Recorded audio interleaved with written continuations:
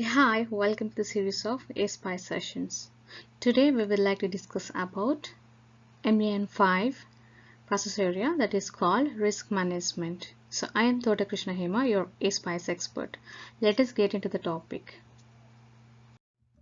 So what is the purpose of the risk management process area is to identify, analyze, treat and monitor the risks continuously.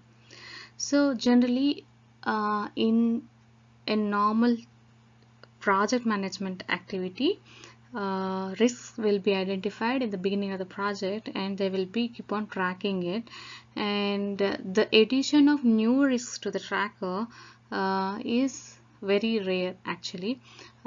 So to come up with, so this talks continuous identification of risks, continuous analyzing, continuous treatment and continuous monitoring of the risks. So this is the purpose.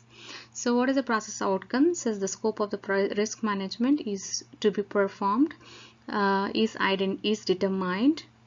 Appropriate risk management strategies are identified and implemented.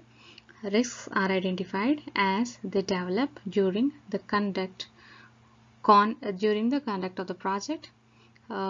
Risks are analyzed and the priority in which to apply resources to treatment of these risks is determined. Risk measures are defined, applied and assessed to determine changes in the status of risk and the progress of the treatment activities, and appropriate treatment is taken to correct or avoid the impact of risk based on its priority, probability and consequence or other defined risk threshold. So I read all these process outcomes. So for me, like from the beginning of my career, I am dealing with the risk management in different standard orientation.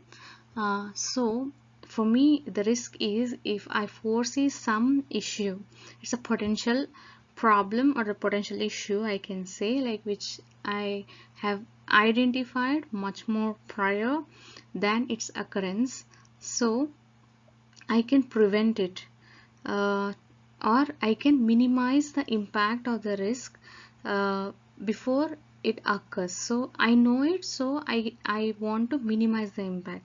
So these two things you need to keep in the mind and you need to work on the risk management part. So the BP1 talks about establish risk management scope, determine the scope of the risk management to be performed for the project in accordance with organizational risk management policies. So if you see this thing, like every organization will have their own risk management policies, and as per the policies and as per the project scope, we need to define the risks. Okay, and BP2 talks about define risk management strategies, define appropriate strategies to identify risk, mitigate risk, and set appropriate levels for each risk or set of risk both at the project and organizational level. So this particular process area is not only talking about the project risk, it is talking about the organizational risk also. So it is about the identification of risk and the mitigation of risk as well. So project risks are like whatever the risks which are associated with the project, and organizational risks are the risks associated with the organization, like if something is impacting your business, something is impacting your work environment, your infrastructure, these kind of things, then the organizational risk will come into picture, wherein the other factors like the project involvement of the team or the technical aspects or any tool dependencies, these all will fall into your project risk category. BP3 talks about the identification of risks. So risks are identified for the project and as per the project strategy, and as they develop during the conduct of the project, continuously looking for the risk factors at any occurrence of technical or managerial decisions. So as I said in the beginning of this process area, so the risk management or the risk identification or risk monitoring everything will happen throughout the project. It is not the initial task, it is not the it is not like, you know, whenever the management is asking for some status report, like the project managers will get into the things, and you know, they will identify the risks in hurry, and there is no use of it. So the formal risk management things should happen inside the project. So your BP4 talks about analysis of risks. So analyze risks to determine the priority in which apply resources to mitigate these risks. So before the occurrence, if we are trying to, you know, minimize the impact, or if you're avoiding it completely, then that's the ultimate goal of the risk analysis.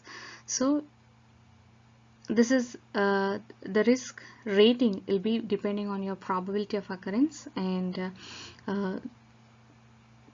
and your consequence, or the severity of the is the multiplication of your probability and the severity. So your risk rating will be there, and based on the risk rating, your mitigation plan also will be depending on your risk rating.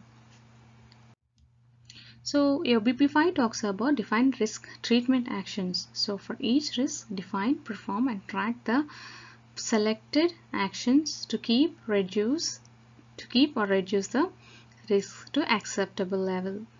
So this is nothing but minimizing the impact of the risk.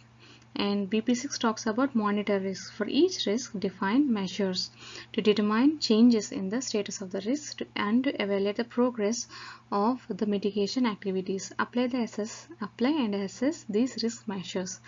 So if you have some problem with the technical aspects of your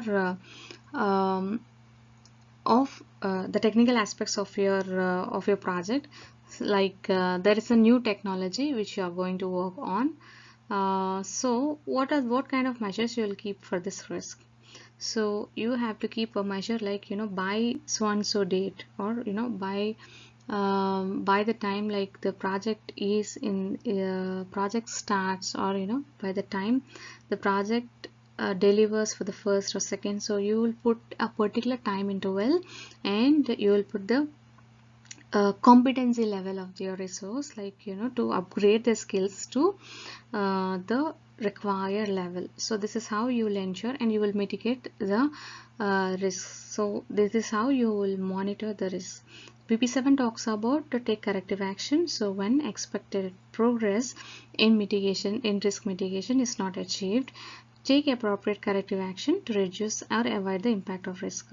So corrective actions may involve developing and implementing new mitigation strategies, or adjusting the existing strategies.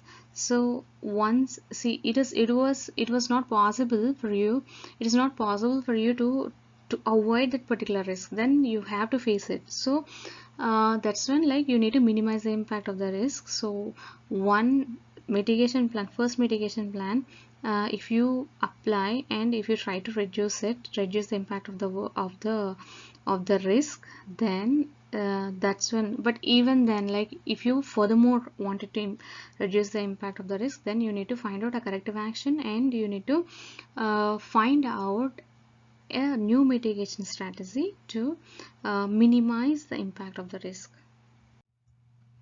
So what are the outcomes are: risk measure, risk recovery plan, uh, risk management plan, risk mitigation plan, risk action request, corrective action register, or tracking system, risk analysis report, risk status report. So these are all the outcome of the risk management plan. I thanks for your time.